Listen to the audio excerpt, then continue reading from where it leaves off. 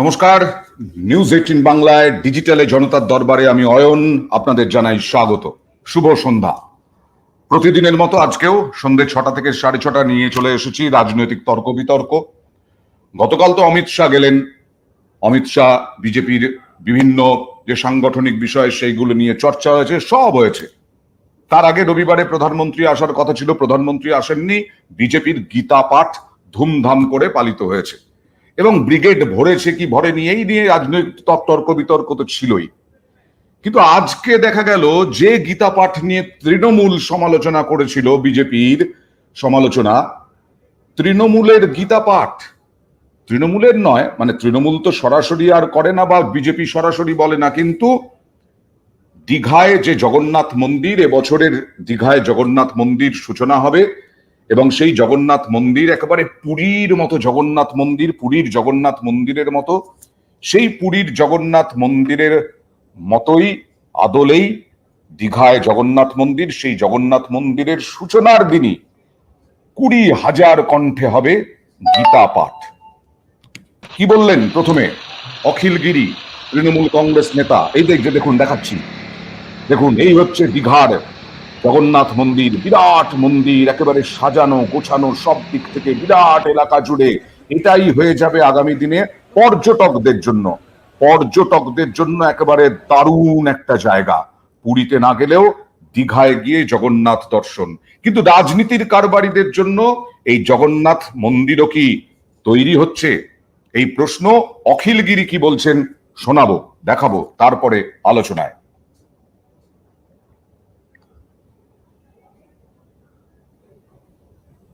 ওখানে আমাদের জেলা থেকে, আমরা শুধুমাত্র জেলা থেকে ব্রাহ্মণ যারা গীতা পাঠ করেন তাদেরকে নিয়ে এসে সেখানে উদ্বোধনের দিন আমরা গীতা পাঠ করছি।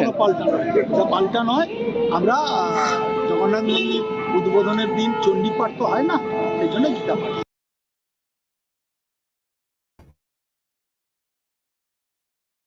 পাল্টা নয়, গীতা পাঠ এখানে হবে শুধুমাত্র পূর্ব মেদিনীপুর জেলা থেকে। কিন্তু পাল্টা নয় কি করে বলছেন? এই তো হয়ে গেল বিজেপির গীতা পাঠ ব্রিগেডে, তারপরে এবার তৃণমূলের গীতা পাঠ। কথা বলবো এই মুহূর্তে, আমার সঙ্গে 3জন রয়েছেন অতিথি। আমার সঙ্গে রয়েছেন তৃণমূল কংগ্রেস মুখপাত্র রিজু, এবং আমার সঙ্গে রয়েছেন জ্যোতি, বিজেপি মুখপাত্র। আমার সঙ্গে রয়েছেন অধ্যাপক, রাজনৈতিক বিশ্লেষক বিশ্বজিৎ দাস। সেই বিজেপির ফাঁদেই পা দিলে তোমরা, রিজু? না, আমাদের কারুর ফাঁদটাতে পা দেওয়ার কোনো ব্যাপার নেই, কারণ আমরা মনে করি ধর্ম যার যার উৎসব সবার। আর হিন্দু ধর্ম বা গীতা পাঠের ওপরে তো কারুর পৈতৃক অধিকার নেই। গীতা পাঠ is a way of life. আমরা সেটাকেই মানি। আমি ধর্ম শিখেছি আমার ঠাকুরমা ঠাকুরদা, আমার বাবা মার কাছ থেকে। আজকে তো বিজেপির থেকে নতুন হিন্দু ধর্ম শিখবো না।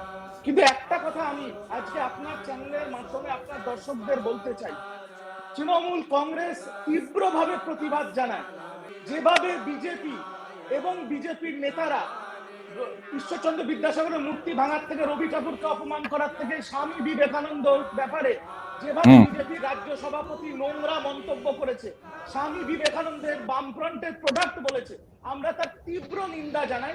আর আমাদের প্রশ্ন হচ্ছে যে শ্রী জেপি নাড্ডা এবং শ্রী অমিত শাহ যখন তিনি কলকাতা এলেন, গুরুদুয়ারা গেলেন, কালী মন্দির দর্শন করলেন, তারা একবারও বাংলার সুপুত্র গ্লোবাল আইকন স্বামীজির ব্যাপারে এই নোংরা মন্তব্যের বিরুদ্ধে কেন সুকান্ত মজুমদারের বিরুদ্ধে ব্যবস্থা নিলেন না?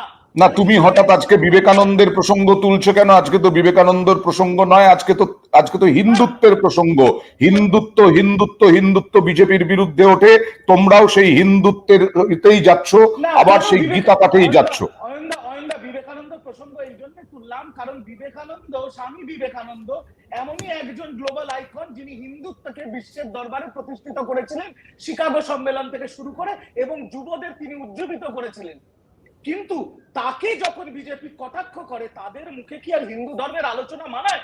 আর আপনার কথা বলে দিই অয়নদা, আপনি জানেন কিনা আমি জানি না, গতকাল একটা টিভি চ্যানেলে বিজেপির একজন মুখপাত্র বলছে বাংলার সকল মানুষ দক্ষিণ ভারতে গিয়ে নাকি নর্দমা পরিষ্কার করে, টয়লেট পরিষ্কার করে।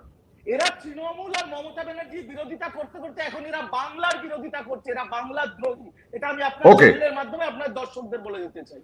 ওকে জ্যোতি, না, বলছি যে এটা হচ্ছে বিলম্বিত বোধোদয়। একটা হিন্দু যদি সংগঠন, হ্যাঁ শোনা যাচ্ছে? হ্যাঁ, শোনা যাচ্ছে। হ্যাঁ বলছি, যখন সাধু সন্তরা, যে সাধু সন্তরা হচ্ছে ভারতবর্ষের, মানে আমরা মনে করি তারা হচ্ছে ভারতবর্ষের রুট, যে সাধু সন্তরা একটা গীতা পাঠের অনুষ্ঠান আয়োজন করলেন, সেই সাধু সন্তদের অনুষ্ঠানে কারা নিমন্ত্রিত ছিলেন? প্রধানমন্ত্রী নরেন্দ্র দামোদর দাস মোদী, মুখ্যমন্ত্রী মমতা বন্দ্যোপাধ্যায়। প্রধানমন্ত্রী নিজে আসতে পারেননি, উনি কিন্তু চিঠি দিয়েছেন যে আমি আসতে পারিনি, তার আপনারা যে প্রোগ্রামটা করছেন সেখানে আমি হয়তো ফিজিক্যালি নেই, কিন্তু আমি আত্মিক দিক থেকে রয়েছি। মুখ্যমন্ত্রীর তরফ থেকে কোনো বার্তা পেয়েছিলেন? উত্তর হচ্ছে না। মুখ্যমন্ত্রী রেড রোডে গিয়ে উনি হিজাব করে বসে থাকতে পারেন, কিন্তু গীতা পাঠে আসতে পারেন না। তার কারণ হচ্ছে ওনার মনে সব সময় রয়েছে একটা বিভাজনের রাজনীতি, অর্থাৎ ওনার মনে সবসময় ভোট ব্যাংকের রাজনীতি। যে কারণের জন্য আপনি দেখলেন না অয়নদা, যখন রামনবমীর মিছিল হলো, রামনবমীর মিছিলে রাম ভক্তদের পরে আক্রমণ করা হলো, তারপরে মুখ্যমন্ত্রীর সেই স্টেটমেন্ট, বিশ্ববিখ্যাত স্টেটমেন্ট, যে স্টেটমেন্ট ওখানে প্রধানমন্ত্রী নরেন্দ্র মোদীকে আমন্ত্রণ জানানো হয়েছিলই মানলাম, মুখ্যমন্ত্রীকে আমন্ত্রণ জানানো হয়েছিল, মুখ্যমন্ত্রী আসেননি মানলাম, কিন্তু সেখানে বিরোধী দলনেতা শুভেন্দু অধিকারী, বিজেপি নেতা সুভাষ সরকার থেকে আরম্ভ করে বিজেপির নেতাতে ভর্তি থাকবে, আর ওখানে মুখ্যমন্ত্রী, তিনি তো একটা দলের, তিনি উপস্থিত থাকবেন। না, কারোর তো ওটা তো অয়নদা, ওটা কারো বিজেপির সম্পত্তি ছিল না, বিজেপির আচ্ছা, নেতারা ইনভাইটেড ছিল, সেই জন্য গিয়েছিল। মুখ্যমন্ত্রী তো নিজে সেখানে যেতে আসলে ওনার আপত্তি হচ্ছে হিন্দু ধর্ম নিয়ে। এই জন্য আপনার আচ্ছা, মনে নেই বলেছিল না, দুধেল গাইদের আমি লাথি খাবো, দুধেল গাইরা আমাকে আচ্ছা, ভোট দেয়। কেন এই যে বিভাজনের রাজনীতিটা তো মুখ্যমন্ত্রী মমতা বন্দ্যোপাধ্যায় করেন। রামনবমীর সময় কি ওকে, হলো অয়নদা? আপনি তো জানেন। না, বেশ, এক সেকেন্ড অয়নদা, নিশ্চয়ই, আপনি তো হ্যাঁ, জানেন রামনবমীর সময় হুম, যখন রাম ভক্তরা মার খেলো, তখন হুম। উনি কি বলছেন? বলছে রাম ভক্তরা কেন মুসলিম পাড়ায় গিয়েছিল, তার মানে মুসলিম পাড়ায় গেলেই রাম ভক্তরা আক্রমণের শিকার হবে। তাহলে আপনার পুলিশ কি করছিল? অর্থাৎ তার সব মানে জায়গায় আপনার এই যে রিজুরা কি শুধুমাত্রই 30% ওপরে নির্ভর করেই জয়লাভ করছে? রিজুরা কি 30% ওপরেই লক্ষ্মীর ভান্ডার নির্ভর করছে তাদের, দুয়ারে সরকার নির্ভর করছে তাদের, যে কোনো স্বাস্থ্যসাথী, সবুজ সাথী, সব নির্ভর করছে রিজু শুধুমাত্র 30%-এর ওপরে? তোমরা হিন্দু ধর্মকে ঘেন্না করো, তোমরা হিন্দু ধর্মকে চাও না যে আরো প্রসার হোক, আরো প্রচার হোক, তোমরা এইটা জাস্ট নকল করছো বিজেপি, তাই তো? অয়নদা, বিজেপি জনসংঘ থেকে বিজেপি স্থাপনা হওয়ার আগের থেকে মমতা ব্যানার্জির বাড়িতে কালী পুজো হয়। তো আমাদের হিন্দু ধর্ম নিয়ে এদের কাছে ডায়লগ শুনে লাভ নেই। দেখুন, আমরা যারা তৃণমূল কংগ্রেস করি, আমরা উন্নয়নের রাজনীতি করি, মানুষের রাজনীতি করি, আর আমরা একটা গ্রন্থে বিশ্বাস করি। সেই গ্রন্থটার নাম হচ্ছে ভারতীয় সংবিধান।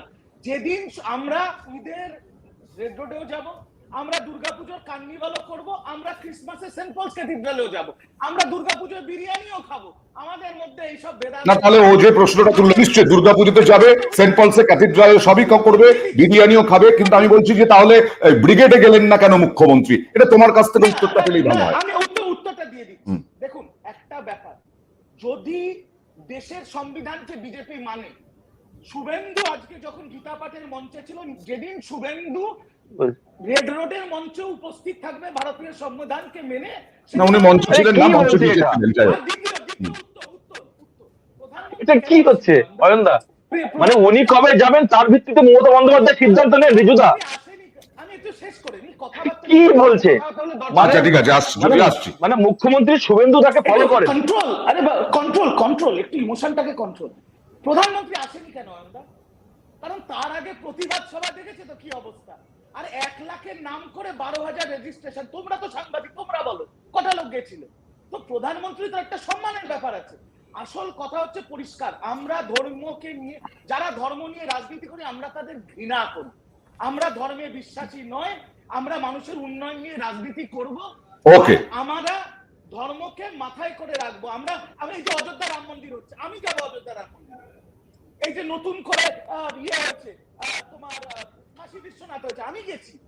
তার মানে কি আমি বিজেপির ক্যাডার? আমি তো মোদীকে ভোট দিই না।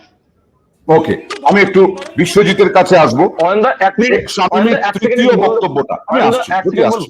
হ্যাঁ, আচ্ছা, বলো, শেষ করো, 10 সেকেন্ড। না, বলছি যে মুখ্যমন্ত্রী স্বয়ং বলেছিলেন যে আমি 100 বার তোষণ করব, 100 বার মুসলিম তোষণ করব যদি নেটওয়ার্কে কেটে গেল, নেটওয়ার্কটা প্রবলেম হচ্ছে, আবার জ্যোতি ফিরে আসবে। হ্যাঁ জ্যোতি শোনা যাচ্ছে। এটা সংক্ষিপ্ত স্টেটমেন্ট।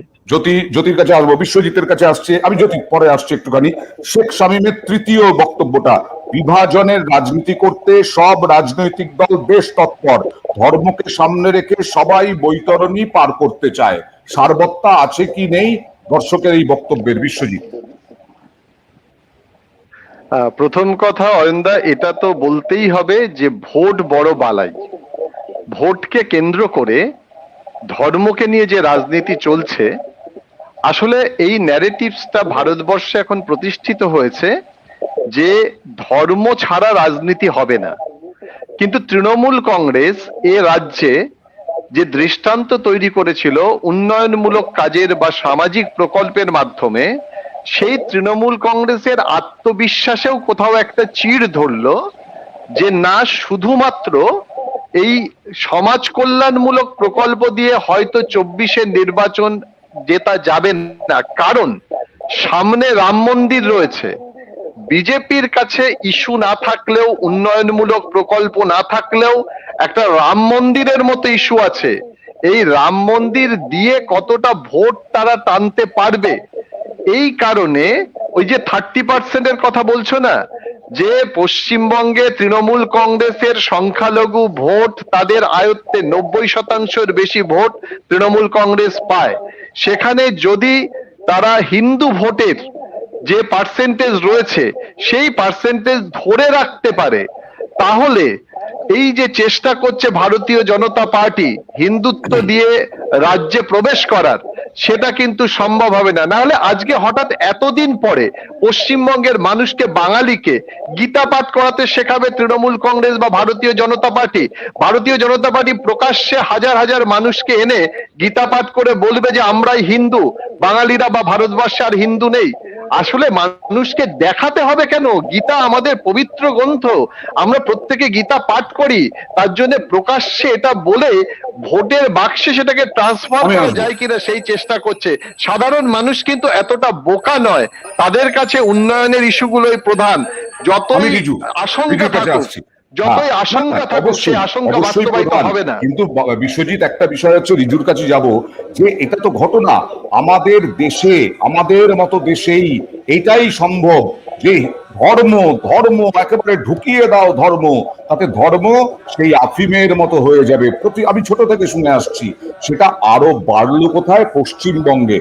বিজেপি আসার পরে বাড়লো না সিপিএম যাওয়ার পরে বাড়লো সেটা বড় কথা নয়, সেই বাড়াটাকে কোথাও ভয় পেল তৃণমূল এবং শুভেন্দু অধিকারী বারবার সনাতন ধর্ম, সনাতন হিন্দু করাতে হিন্দু ভোটটা যে অনেকটা বেশি পাওয়া যাচ্ছে সেটা তো 2021-এর বিধানসভা ভোটেই পরিষ্কার হয়ে গেছে। তাহলে 2021, 2024, 2026 আগামী 2 বছরও তৃণমূলকেই এই পথই ধরতে হবে, বাস্তব। দেখো অয়নদা, ব্যাপারটা হচ্ছে বাংলার যে বিরোধীরা তারা এতটাই নিশ্চিহ্ন হয়ে গেছে, অপ্রাসঙ্গিক হয়ে গেছে, এদের প্রবলেমটা হচ্ছে ছোট খোঁজা। মানে আজকে যদি মমতা বন্দ্যোপাধ্যায় কোনো একটা দরগায় যান, তাহলে এরা কি বলবে? ওই দেখো মুসলিম তোষণ করছে। মমতা বন্দ্যোপাধ্যায় 24 রাত্রেবেলা 24 ডিসেম্বর যদি ক্যাথিড্রালে যান, বলবে মমতা বন্দ্যোপাধ্যায় খ্রিস্টান ভোট টানার জন্য যাচ্ছে। আর মমতা বন্দ্যোপাধ্যায় যখন ইসকনের জন্য জমি দিয়ে দেন, ইসকনের সবচেয়ে বড় মন্দির তৈরি করার জন্য, তখন বলবে বিজেপির পথে হাঁটছে। আরে করবেটা কি মুখ্যমন্ত্রী? মুখ্যমন্ত্রী তার দায়িত্ব, তার রাজধর্ম পালন করছে। একটা মুখ্যমন্ত্রী কোনো ধর্ম হয় না, তিনি সব ধর্মের মানুষের কাছে যাচ্ছেন। তিনি গুরুদুয়ারেও যান, তিনি মসজিদেও যান, তিনি চার্চেও যান, তিনি মন্দিরেও যান। আমরা একটা জগন্নাথ মন্দির তৈরি করছি বলে আমরা বিজেপির পথে আছি, এটা একটু মূর্খের মতো আলোচনা হয়ে যাচ্ছে না? আর তুমি যার কথা বললে যে সনাতনী ধর্ম, সনাতনী শুভেন্দু, এই দেখো ক্যামেরাম্যান ফোকাস, এই হচ্ছে সনাতনী। যখন তৃণমূলে ছিল, পশ্চিম মেদিনীপুরে আর পূর্ব মেদিনীপুরে বকরি ঈদের সময় সবচেয়ে বেশি গরুর lorry পাঠাতো Suvendu Adhikari. BJP join করার আগে নন্দীগ্রামে আমি পঞ্চায়েত প্রচারে ছিলাম, চলে যান নন্দীগ্রামে, রোজ দুপুরবেলা ভাতের সাথে বিফ খেত শুভেন্দু অধিকারী। আর আজকে সেই শুভেন্দু অধিকারী নাকি হিন্দু ধর্মের দ্বারকার বাহক। আচ্ছা, এবার তুমি যথেষ্ট আক্রমণ করলে জ্যোতি বিরোধী দলনেতাকে এইভাবে আক্রমণ, বিরোধী দলনেতাই সব থেকে বেশি এখানে সনাতন হিন্দু করছেন।